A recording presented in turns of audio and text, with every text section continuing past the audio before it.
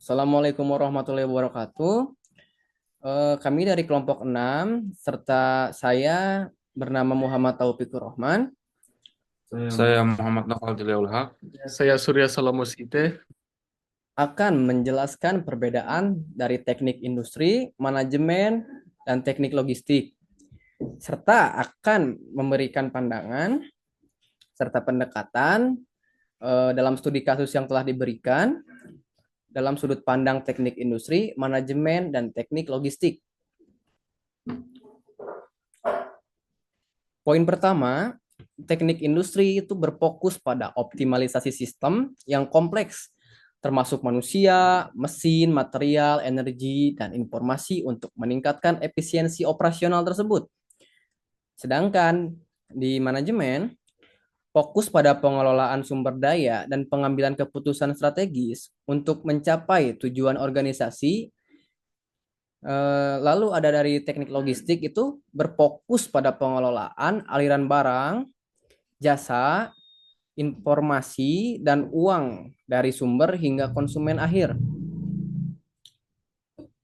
Lalu dari pendekatan, teknik industri itu menggunakan pendekatan sistematik berbasis teknik atau engineering, seperti simulasi, analisis statistik, dan desain proses. Sedangkan di pihak manajemen menggunakan pendekatan manajerial seperti SWOT, analisis keuangan, perencanaan strategis, dan manajemen sumber daya manusia. Lalu dari poin teknik logistik, pendekatannya berbasis rantai pasok dan distribusi seperti manajemen inventory, routing, dan pengelolaan transportasi. Lalu ada dari ruang lingkup kerja, teknik industri itu merancang dan mengelola proses produksi, tata letak pabrik, pengendalian mutu, dan perencanaan kapasitas. Sedangkan di pihak manajemen berhubungan dengan aspek keuangan, pemasaran, pengembangan produk, serta hubungan pelanggan. Lalu dari pihak teknik logistik meliputi distribusi barang, manajemen gudang, dan pengelolaan transportasi. Lalu dari poin tools dan metodologi, teknik industri itu menggunakan Lean Manufacturing, Six Sigma, CADR, CIM, simulasi, dan analisis waktu kerja.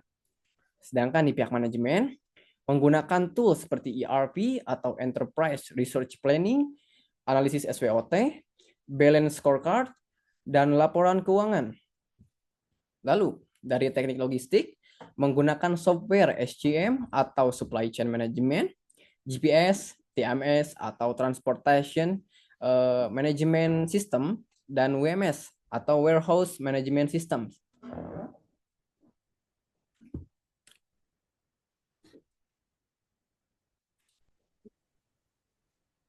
Nah, selanjutnya saya akan menjelaskan tujuan akhir dari perbedaannya. Yang pertama itu teknik industri, yaitu efisiensi dan produktivitas maksimum dalam proses operasi lebih dipentingkan dalam teknik industri. Sedangkan manajemen, keberlanjutan organisasi melalui pengelolaan sumber daya secara optimal lebih dipentingkan. Dalam teknik logistik, ketepatan waktu, pengamatan biaya distribusi, dan pelayanan pelanggan yang optimal. Contoh penerapan. Pada teknik industri, mendesain tata letak pabrik untuk mengurangi waktu permintaan material, dan sedangkan manajemen merancang strategi pemasaran untuk meningkatkan penjualan produk. Nah, sedangkan teknik logistik yaitu menyusun rute pengiriman barang agar hemat waktu dan bahan bakar. Nah, keahlian yang dibutuhkan yaitu teknik industri lebih mementingkan kemampuan analisis teknis, penguasaan teknologi, dan pemahaman matematika terapan. Sedangkan manajemen, kemampuan kepemimpinan, pengambilan keputusan, dan komunikasi lebih dipentingkan. Dan teknik logistik, keahlian perencanaan transportasi, manajemen rantai pasok, dan pengelolaan inventory lebih dibutuhkan. Selanjutnya, aplikasi di berbagai sektor. Pada teknik industri, banyak digunakan di manufaktur, konstruksi, dan sektor teknologi. Pada manajemen, relevan di semua sektor termasuk jasa, retail, dan perusahaan nirlaba. Untuk teknik logistik, sangat penting di sektor perdagangan, e-commerce, dan manufaktur. Selanjutnya, peran dalam organisasi. Teknik industri merancang sistem kerja yang efisien lantai produksi. Manajemen memimpin tim untuk mencapai visi dan misi perusahaan, dan teknik logistik mengelola alur barang dan produsen ke konsumen. Untuk hasil akhir yang dicapai, teknik industri eh, bisa meningkatkan efisiensi dan produktivitas pada manajemen, keberlanjutan dan pertumbuhan organisasi, dan teknik logistik, penyampaian barang tepat waktu dengan biaya minimum.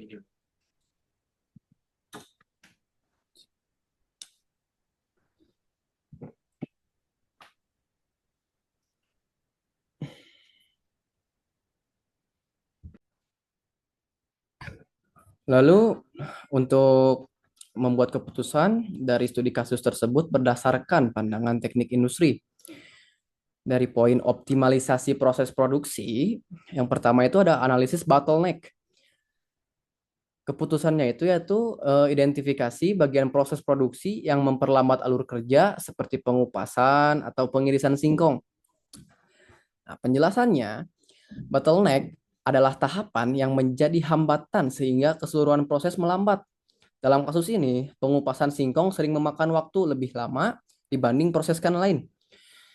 Solusi dapat berupa, yang pertama ada penambahan kerja di tahap bottleneck untuk mempercepat proses manual seperti pengupasan.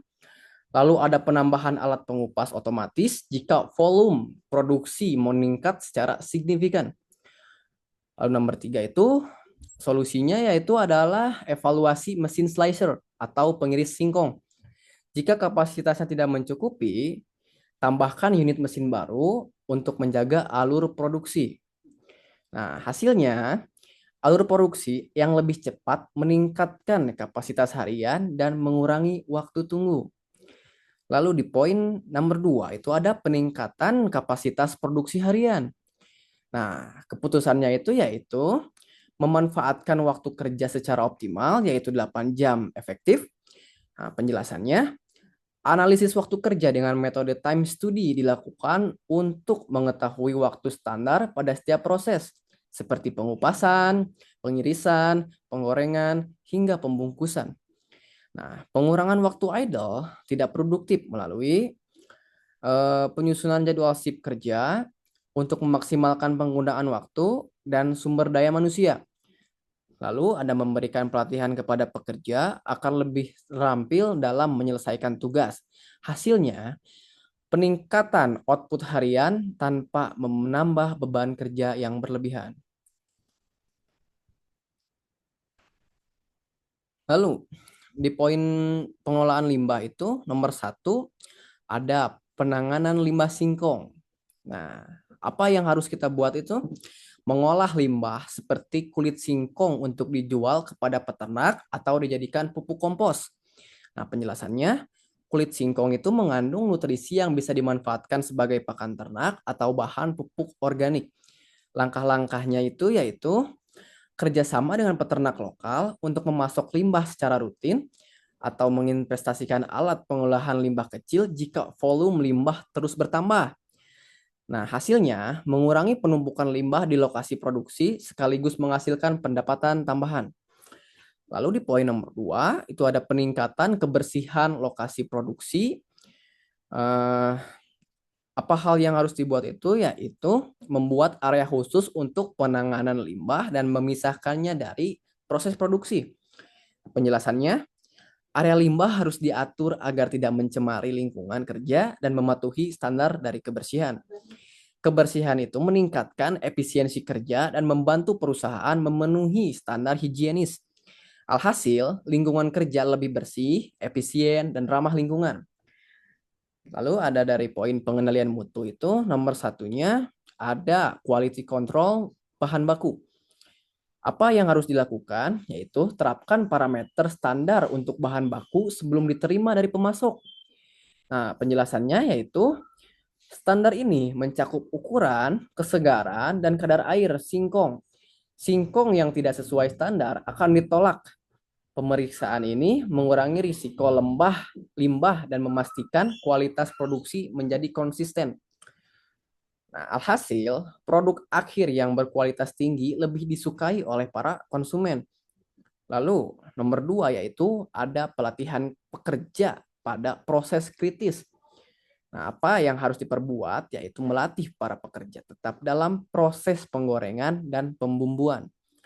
Nah, penjelasannya, proses ini itu menentukan rasa, tekstur, dan kualitas dari akhir produk. Kesalahan kecil dapat merusak seluruh batch. Nah, pelatihan melibatkan penggunaan alat dengan tepat dan memahami standar dari kualitas rasa. Nah, alhasil, konsistensi dari rasa itu serta tekstur meningkatkan reputasi dari merek itu sendiri.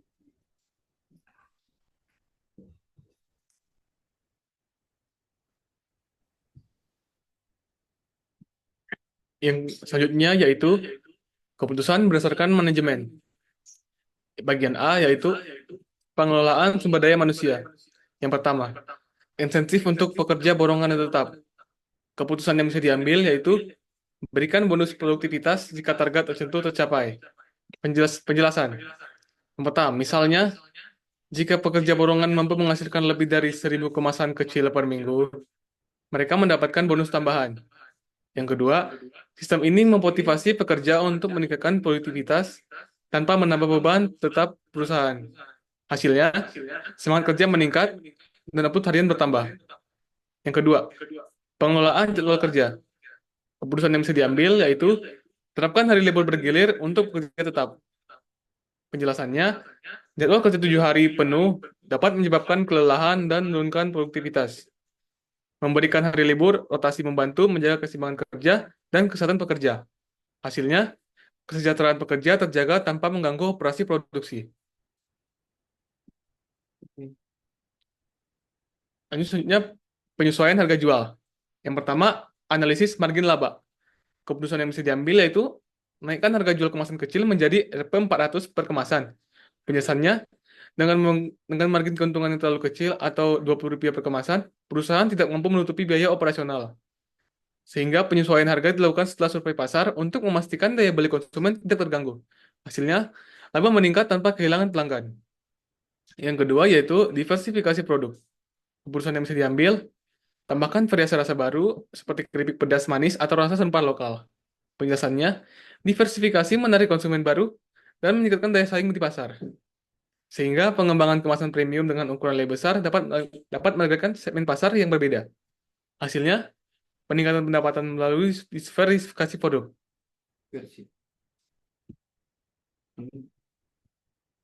Selanjutnya, keputusan berdasarkan sudut pandang teknik logistik. Optimasi rute distribusi. Yang pertama, rute distribusi efisien. Keputusan yang bisa diambil yaitu gunakan software untuk menentukan rute distribusi dengan biaya rendah. Penjelasannya, rute yang lebih pendek mengurangi konsumsi bahan bakar dan waktu tempuh. Misalnya, menggabungkan pengiriman ke Ciwidey 1 dan Ciwidey 2 dalam satu perjalanan. Hasilnya, biaya transportasi berkurang secara signifikan. Lalu, pengelolaan gudang dan inventory. Pertama, ada sistem FIFO, first in, first out. Yang bisa dilakukan dari pengelolaan gudang dan inventory ini, terapkan FIFO untuk mengatur perputaran stok. Penjelasannya, produk yang lebih dulu diproduksi harus lebih dulu dijual untuk mencegah kadaluarsa. Hasilnya, kualitas produk di pasar tetap terjaga. Yang kedua, gudang transit. Putusan yang bisa diambil yaitu dengan menyewa gudang transit dekat wilayah pemasaran utama seperti Sukabumi. Penjelasannya, gudang ini mempermudah distribusi dan mengurangi jarak pengiriman. Hasilnya, biaya transportasi menurun dan produk sampai cepat ke konsumen. Lalu, kesimpulan yang kita ambil ini adalah kesimpulan dari studi kasus perusahaan keripik pedas ini adalah perlunya integrasi strategi di bidang teknik industri, manajemen, dan logistik untuk meningkatkan efisiensi, produktivitas, dan daya saing. Nah, optimalisasi proses produksi, pengelolaan limbah menjadi nilai tambah, dan standar kualitas produk memastikan keberlanjutan operasional. Diversifikasi produk dan penyesuaian harga membantu memperluas pasar, sementara optimasi logistik menekan biaya dan menjaga kualitas dari distribusi. Nah, pendekatan ini mendorong pertumbuhan perusahaan secara berkelanjutan di pasar yang kompetitif. Baik, sekian kami dari kelompok 6. Mohon maaf apabila ada kekurangan ataupun kesalahan dalam berkata. Saya pamit dan undur diri. Terima kasih.